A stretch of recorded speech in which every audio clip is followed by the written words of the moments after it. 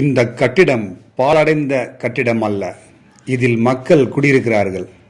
ஆம், ஸ்மார்ட் சிட்டியாகும் கோவை மாநகரில் சிங்காநல்லூரில் வீட்டு வசதி வாரியத்தின் அடுக்குமாடி குடியிருப்பு தான் இது.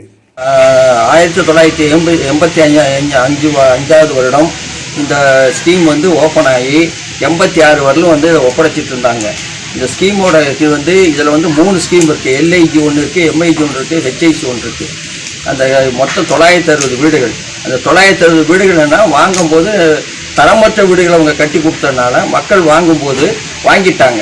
ஆனால் இப்போ நாளாக என்னன்னா வீடுகள்லாம் சிதலடைஞ்சு குடியிருக்க தகுதி இல்லாத இடமாக மாறிடுச்சு. சார், நாங்கள் ரொம்ப வருஷமாக அங்கே குடியிருக்கிறோம். எங்கள் வீடு ஃபுல்லாக ரொம்ப பழடைஞ்சு பாலோட மண்டபம் மாதிரி இருக்குது.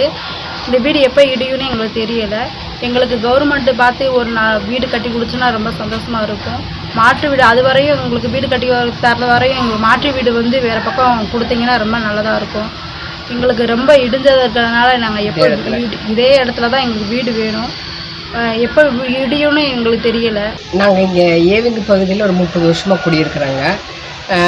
நாங்கள் வந்ததுலேருந்து இந்த வீடுகள் ஓரளவுக்கு நல்லா இருந்தது. இப்போ நாளாக பழுதடைஞ்சு சேதமாயிட்டு இருக்கிறதுனால வீடுகளை பராமரிக்க சொல்லி நாங்கள் எல்லா இடத்துக்கிட்டமும் சொல்லியிருக்கிறோம். இப்போ பண்ணித்தரேன்னு சொல்லிட்டு இருக்காங்க. இது வரைக்கும் இன்னும் எதுவும் பண்ணவும் இல்லை, எது ஸ்டெப் எடுக்கவும் இல்லை. இப்போ மழை காலத்தில் இந்த வீடுகள்லாம் ரொம்ப இடிஞ்சு போகும்போது யாருக்கு எந்த பாதிப்பு இல்லாமல் இருக்கிறதுக்காக நாங்கள் ரொம்ப கேட்டிருக்கிறோம். இப்போ என்னென்னா இவங்க கட்டித்தரது 12 மாடி கட்டித்தரேங்கிறாங்க. எங்களுக்கு அது வேண்டாம். இருக்கிற இடத்துலையே எங்கள் வீட்டுகளுக்கு தகுந்த மாதிரி 3 மாடி அல்லது 6 மாடி அந்த அளவுக்கு கட்டி கொடுத்தா எங்களுக்கு போதும். எங்களுக்கு இப்போ இருக்கிற இடத்துல எங்களுக்கு வீடு கட்டி கொடுக்கணும்.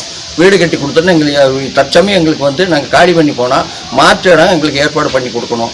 ஏற்பாடு பண்ணி கொடுத்தாங்கன்னா நாங்கள் இடிக்கிற சமம்னு சொல்லியிருக்கோம். ஆனால் எங்களுக்கு மாற்று இடமும் கொடுக்காம எதுவுமே சொல்லாமல் சைலண்டாக இருந்தாங்கனாக்கா எங்களால் எங்கள் வாழ்வாதாரம் பாதிக்குது. இந்த அரசாங்கம் பாதிக்கப்பட்டிருக்கூடிய மக்களுக்கு ஆக்கப்பூர்வமான எந்த நடவடிக்கைகளையும் இந்த அரசாங்கம் எடுக்கவில்லை. இதுவரை ஒரு பொய்யான ஒரு தோற்றத்தை, ஒரு பொய்யான ஒரு கட்டுக்கதையை ஏதோ அந்த மக்களுக்கு ஆதரவாக வீடுகள் கட்டித் தருவதை போல ஒரு பொய்யான தோற்றத்தை இந்த அரசு ஏற்படுத்திக் கொண்டிருக்கு. ஏதாவது ஜியோ போட்டிருந்தா ஆளுங்கட்சியை சார்ந்தவர் ஜியோ ரிலீஸ் பண்ணியிருந்தா கொடுங்க, எங்களுக்கு காமிங்க. அது மட்டுமல்ல, எங்களுடைய கோரிக்கை எல்லாம் அங்க இருக்கக்கூடிய பொதுமக்களுடைய கோரிக்கை என்னன்னா, பாதிக்கப்பட்ட மக்களுக்கு அதே இடத்துல வீடுகள் கட்டித்தர வேண்டும்.